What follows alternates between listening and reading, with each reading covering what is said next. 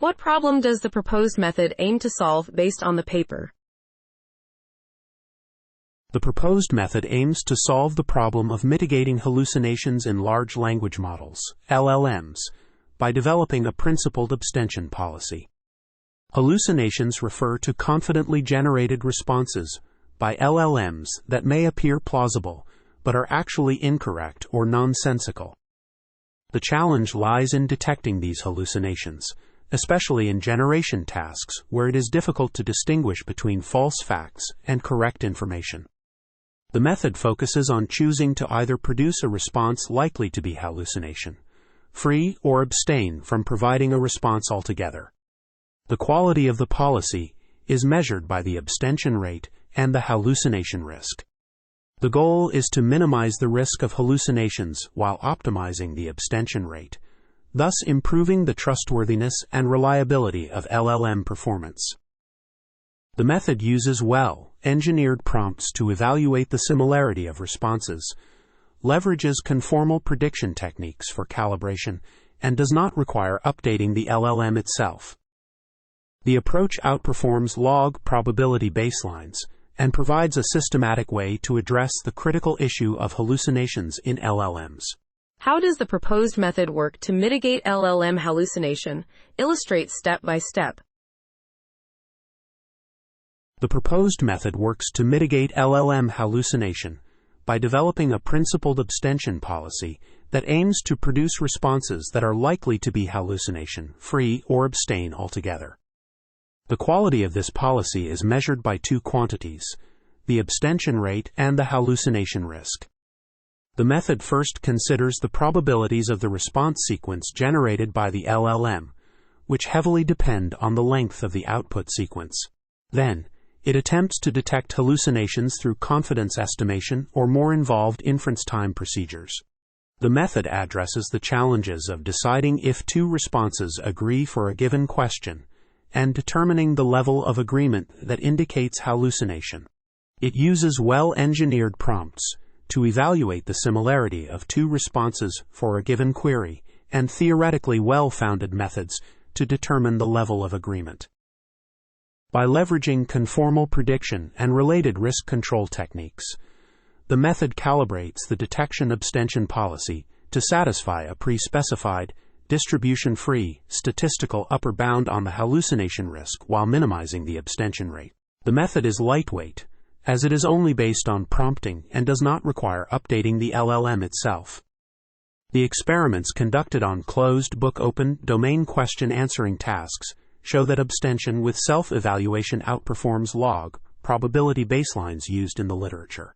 What are the theoretical or practical benefits of using the proposed abstention policy? The theoretical benefit of using the proposed abstention policy lies in the ability to mitigate hallucinations in language models, LLMs, by choosing to abstain from producing a response when the model's confidence in its response is below a certain threshold. This helps in reducing the risk of generating incorrect or nonsensical responses, thereby improving the overall reliability and trustworthiness of the LLM. The abstention policy is designed to balance between minimizing the risk of producing incorrect answers on new queries and the rate of abstention, ensuring a more accurate and selective classification scheme. The policy is calibrated using conformal prediction methods, which provide statistical upper bounds on the hallucination risk while minimizing the abstention rate. This ensures that the policy is optimized to make informed decisions on when to abstain from providing a response, leading to more accurate and reliable performance of the LLM.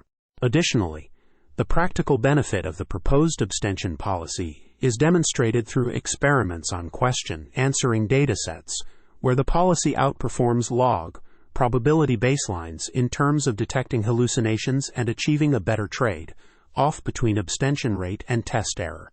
The results show that the calibrated abstention methods based on match counts or expected match counts perform better than using log probability scores, especially for questions with long answers, showcasing the practical effectiveness of the proposed policy in improving the performance of LLMs in generating trustworthy responses.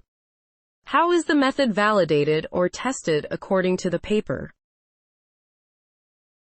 The method is validated or tested according to the paper through experiments on 2 publicly available question-answering datasets, temporal sequences and trivia QA. The experiments aim to verify 3 hypotheses. I. Conformal abstention through CRC and RCPS mitigates hallucinations while maintaining a low abstention rate. E. The loss is a reasonable measure of detecting hallucinations. And E. For longer responses, defining scores using LLM similarity prompting is more effective than log probabilities. The datasets are split into calibration and test sets, with 20% of the data used for testing. Each experiment is performed on subsamples of calibration sets of increasing sizes, drawn with replacement 10 times. The results are reported in figures and tables, showing the average test losses versus abstention rates for different calibration dataset sizes and risk tolerance levels. The experiments compare different calibration methods, CRC, RCPS, baseline, and score functions, match count, expected match count, log probabilities, to evaluate the performance of the proposed method. The results show a trade-off between abstention rate and test error, with the proposed match count and expected match count scoring methods outperforming log probabilities, especially for questions with long answers. The experiments demonstrate the effectiveness of the calibrated abstention methods based on match counts in mitigating hallucinations and maintaining a low abstention rate across different datasets and risk tolerance levels. What were the results achieved with the new method on the temporal sequences dataset? The results achieved with the new method on the temporal sequences dataset showed a trade-off between the abstention rate and test error. The log probability scoring method performed considerably worse compared to the proposed match count and expected match count methods. The difference between the CRC and RCPS methods was minimal. The empirical Bernstein calibration method was significantly worse than the other methods due to estimating Bernoulli random variables. The uncalibrated baseline methods violated the risk conditions more than other methods for smaller calibration datasets.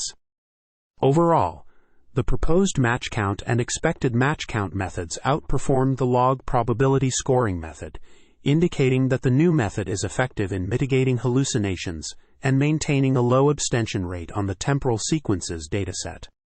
What limitations or drawbacks of the method were identified in the paper?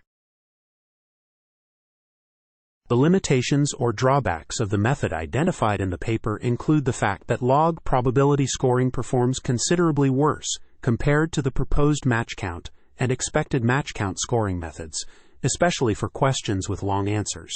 The empirical Bernstein calibration method is significantly worse than the other methods due to estimating Bernoulli random variables, unlike the specialized bounds used in the RCPS methods.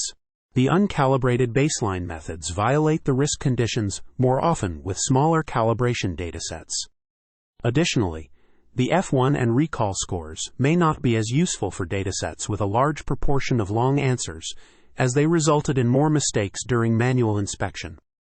The paper also mentions that log probability scoring is competitive with the proposed scoring methods on datasets, where the LLM tends to generate shorter responses, such as the trivia QA dataset. Furthermore, the baseline method does not have a theoretical guarantee on the risk, and it might violate the risk condition with small calibration datasets.